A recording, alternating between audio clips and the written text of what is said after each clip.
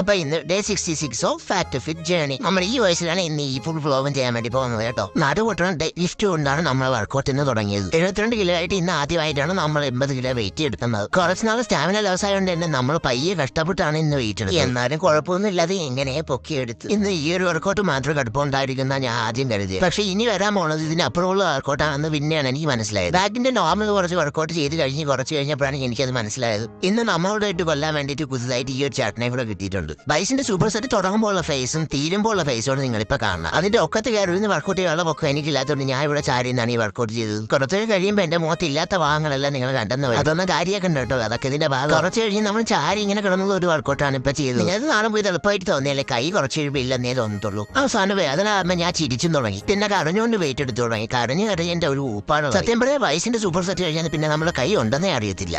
ഇതെന്താ ഒരു പയ്യന് 100 പേര് സപ്പോർട്ടാ. അമ്പോ കുറ്റം പറയാൻ പറ്റൂല. വർക്കൗട്ട് ചെയ്യുമ്പോഴത്തേക്കും കൈ പേപ്പർ പോലെ ആവും. ലാസ്റ്റ് ഈ ഒരു വർക്കൗട്ട് കൂടെ ചെയ്താണ് നമ്മൾ ഇന്നത്തെ വർക്കൗട്ട് കംപ്ലീറ്റ് ചെയ്തത്. ഇന്നത്തെ വർക്കൗട്ട് ഇത്തിരി അങ്ങേറ്റം കടുത്തു കേട്ടാ. ഇതാണ് നമ്മുടെ ജിമ്മിന്റെ ഓണർ പയ്യച്ചിട്ടാണ്. അതാണ് ഈ ചേട്ടനെ ഇവിടെ വന്നിട്ട് നമ്മൾ ഇന്ന് വീട്ടിൽ പോകും. അപ്പൊ ശരി, ബൈ.